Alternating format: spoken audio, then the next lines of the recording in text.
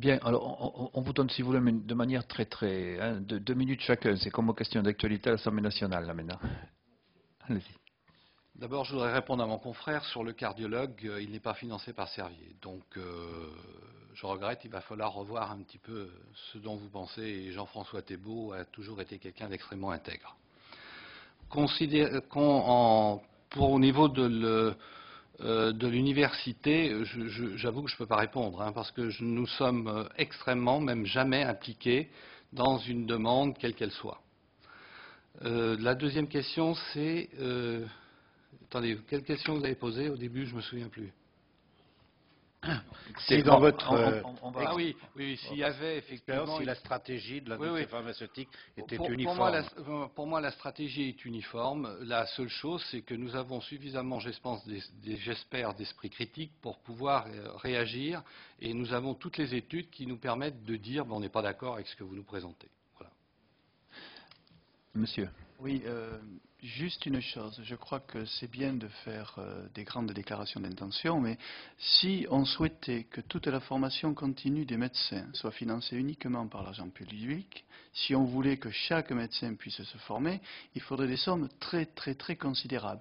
Si on voulait se libérer complètement de l'industrie pharmaceutique, ça fait 30 ans que je travaille avec l'industrie pharmaceutique pour la formation continue, et en 30 ans, pas une fois, nous avons eu de demandes insistantes d'un laboratoire pour modifier les programmes qu'en toute liberté nous formons.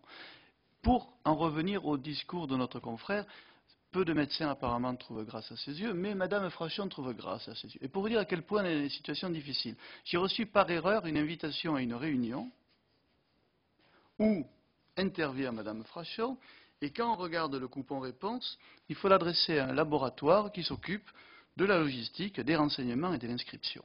Donc c'est pour vous dire aussi les liens entre l'industrie pharmaceutique pour tout ce qui est la logistique, l'administration, l'organisation.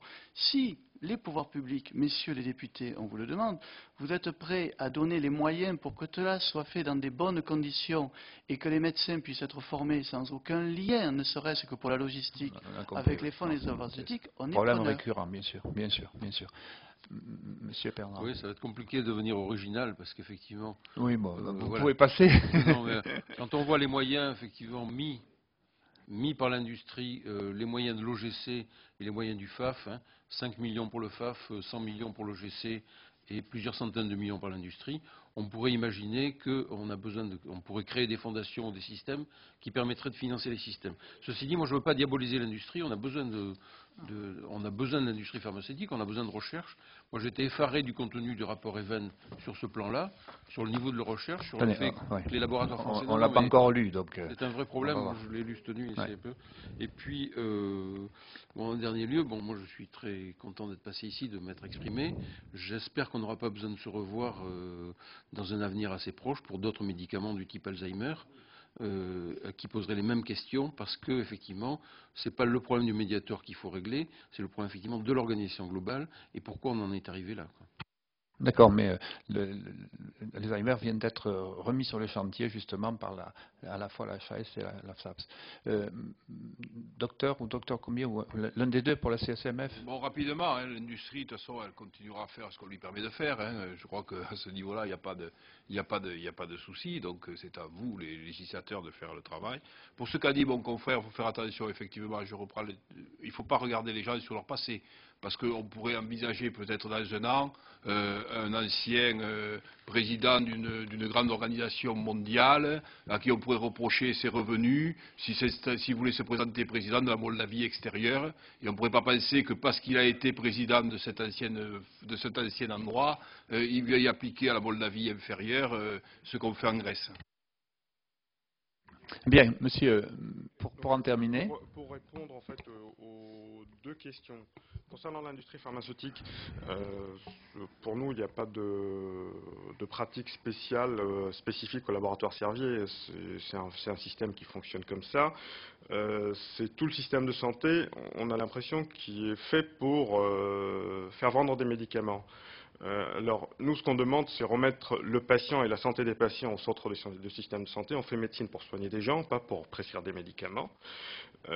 Puis, nous sortir dans notre formation ce que j'appelle la Mickey Mouse médecine. Sortir de symptômes prescription. On est dans cette logique-là, on est formaté pour prescrire. Et je dis, et je le redis, c'est pas l'industrie pharmaceutique qui pose problème, c'est le mode de raisonnement, notre raisonnement sur le plan médical. C'est pour ça qu'il faut réformer les études médicales initiales. Et nous sortir de la prescription et du spectaculaire et remettre la médecine dans son environnement qui est avant tout les sciences humaines. Ça, c'est notre point de vue. Oui, mais vous pensez quand même qu'on a besoin parfois de médicaments pour guérir. On a tout à fait besoin des médicaments. Tout à fait. Tout à fait. Mais Beaucoup de gens pour survivre. on peut pas soigner les gens sans les médicaments, mais on a besoin d'autres outils pour les soigner correctement. Pour répondre à la question concernant la formation médicale dans les facultés, même avant l'autonomie des universités, on avait quand même un statut particulier des UFR chaque UFR a une certaine autonomie pour les cours, pour les contenus. Donc ça change pas énormément. Après l'autonomie de l'université, alors une question de financement, je ne sais pas si, je ne suis pas du tout au courant, je ne peux pas répondre à cette question, je ne sais pas s'il y a des universités qui vont signer des partenariats avec l'industrie pharmaceutique. Après, il faut que ça prenne le sujet au cas par cas, je ne peux pas avoir une position généraliste à ce sujet immédiatement. Mais concernant les cours de pharmacologie, c'est vrai, c'est faculté dépendant et c'est en fonction des affinités des PU ou des doyens. Voilà. Docteur Martin, pour conclure.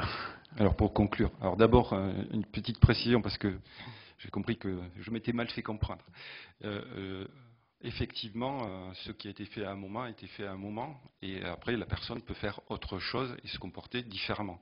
Ce que je voulais dire, c'était que je voulais mettre en évidence l'importance de la déclaration des conflits d'intérêts. Voilà. Ce que je disais par rapport à l'industrie, par rapport à la presse médicale.